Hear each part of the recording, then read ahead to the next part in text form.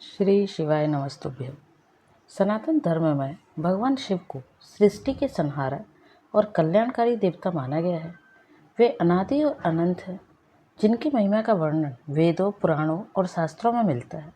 भगवान शिव अपने भक्तों पर शीघ्र प्रसन्न होने वाले देव हैं, इसलिए उन्हें भोलेनाथ भी कहा जाता है। शास्त्रों के अनुसार जब भगवान शिव ने स्वयं को अनंत प्रकाश के रूप में प्रकट किया, तब उस दिव्य प्रकाश स्तंभ को ज्योतिर्लिंग कहा गया। यह केवल एक पत्थर का लिंग नहीं है, बल्कि भगवान शिव के अनंत निराकार और दिव्य स्वरूप का प्रतीक माना जाता है। पुराणों में बताया गया है कि पृथ्वी पर भगवान शिव के 12 ज्योतिर्लिंग प्रकट हुए हैं। इन सभी ज्योतिर्लिंगों में भगवान शिव स्वयं विराजमान माने जाते हैं और इनका दर्शन करने से मनुष्य के पाप नष्ट होते हैं तथा मोक्ष की प्राप्ति होती है। ज्योतिर्लिंग की उत्पत्ति की कथा अत्यंत अद्भुत है। यह कथा बताती है कि कैसे एक समय ब्रह्मा और विष्णु के बीच श्रेष्ठता का विवाद हुआ और उसी समय भगवान शिव ने अनंत ज्योति स्तंभ के रूप में प्रकट होकर उन्हें अपनी वास्तविक महिमा का दर्शन कराया।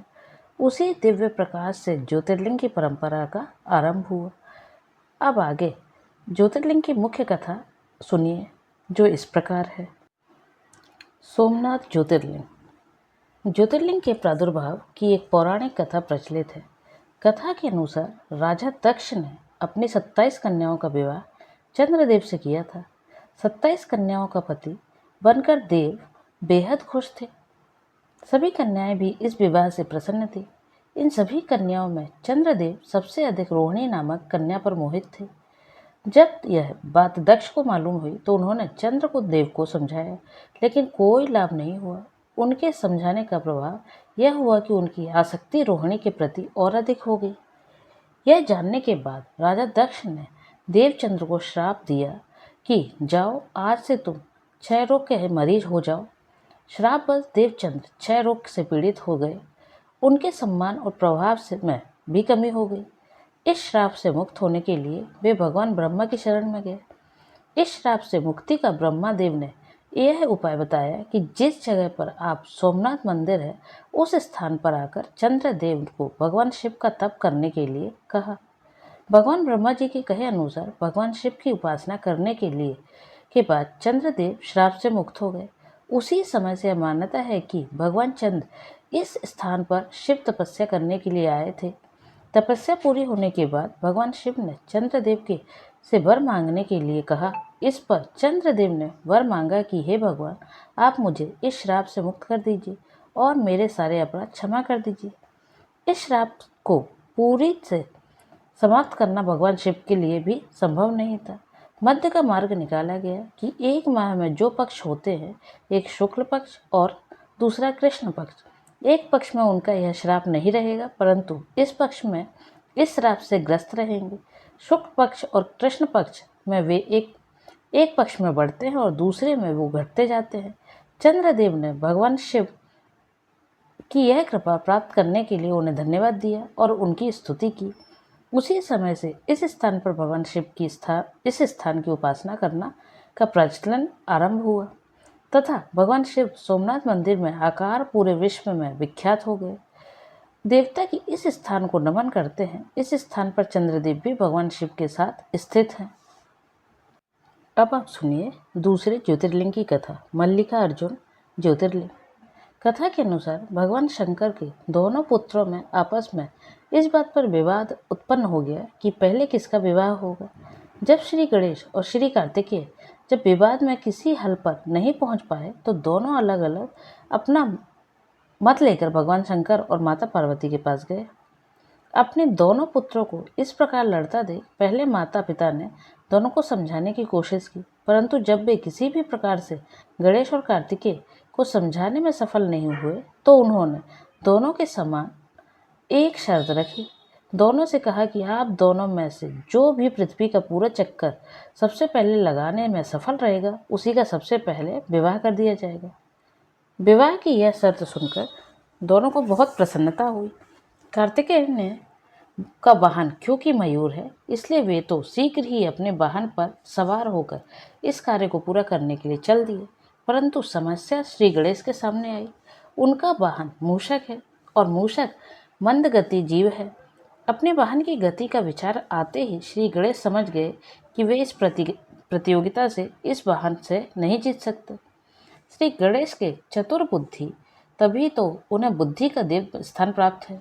बस उन्होंने क्या किया, उन्होंने प्रतियोगिता जीतने का एक मध्य मार्ग निकाला और शास्त्रों का अनुसरण करते हुए अपने माता पिता की प्रदक्षिणा करनी प्रारंभ कर दी। शास्त्रों के अनुसार माता पिता भी पृथ्वी के समान होते हैं। माता पिता उनकी बुद्धि की चातुरता को समझ गए और उन्होंने भी श्री गणेश को कामना पूरी होने का आशीर्वाद दे दिया। शर्त के अनुसार श्री गणेश का विवाह सिद्धि और रिद्धि दोनों कन्याओं से कर दिया गया। पृथ्वी की प्रदक्षिणा कर जब कार्तिकेय जी वापस लौटे तो उन्होंने देखा कि श्री गणेश का विवाह तो हो चुका है और वे शर्त हार गए हैं। श्री गणेश की बुद्धिमानी से कार्तिकेय जी नाराज होकर श्री शैल पर्वत पर चले गए और श्री शैल पर्वत पर माता पार्वती पुत्र कार्तिकेय को समझाने के लिए गई और भगवान शंकर भी यहाँ ज्योतिर्लिंग के रूप में अपनी पुत्र के से आग्रह करने के लिए पहुंच गए। उसी समय से श्री शैल पर्वत पर मल्लिकार्जुन ज्योतिर्लिंग की स्थापना हुई और इस पर्वत पर शिव का पूजन करना पुण्यकारी हो गया है। श्री मल्लिकार्जुन मंदिर निर्माण कथा, इस पौराणिक कथा के अलावा भी श्री मल्लिकार्जुन ज्योतिर्लिंग के संबंध में एक किंवदंती भी प्रसिद्ध है। किंवदंती के अनुसार एक समय की बात है, श्री शैल पर्वत के निकट एक राजा था जिसका नाम चंद्रगुप्त था। उस राजा की एक कन्या थी। वह कन्या अपनी किसी मनोकामना की पूर्ति हेतु महलों को छोड़कर श्री शैल पर्वत पर स्थित एक आश्रम में रह रही थी। उस कन्या के पास एक सुंदर गाय थी। प्रति रात्रि जब कन्या सो जाती थी तो उसकी गाय का दूध को दोह कर ले जाता था। एक रात्रि कन्या सोई नहीं और जागकर चोर को पकड़ने का प्रयास करने लगी।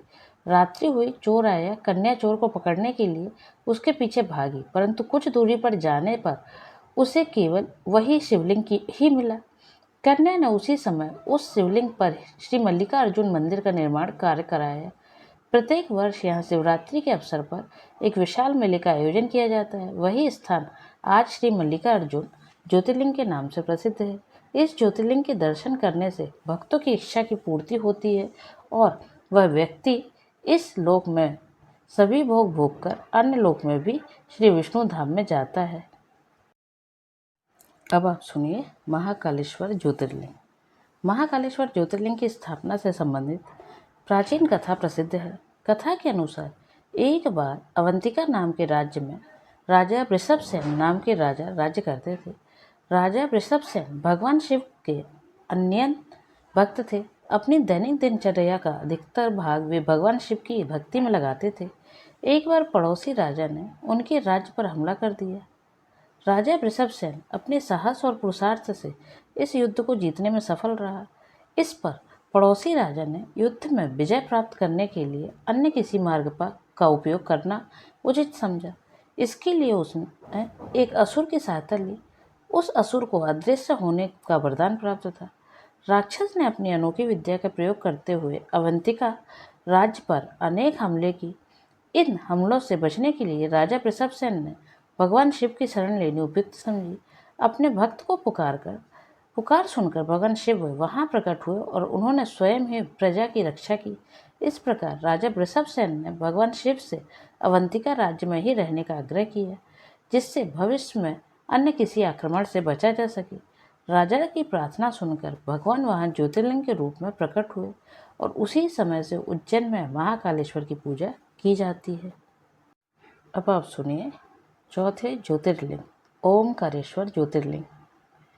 एक बार विंध्य पर्वत में भगवान शिव की कई माहों तक कठिन तपस्या की। उनकी इस तपस्या से प्रसन्न होकर शंकर जी ने उन्हें साक्षात दर्शन दिए और विंध्य पर्वत से अपनी इच्छा प्रकट करने के लिए कहा। इस अवसर पर अनेक ऋषि और देव भी उपस्थित थे। विंध्य पर्वत की इच्छा के अनुसार भगवान शिव ने ज्योतिर्लिंग के दो भाग किए। एक का नाम ओमकारेश्वर रखा तथा दूसरा ममलेश्वर रखा।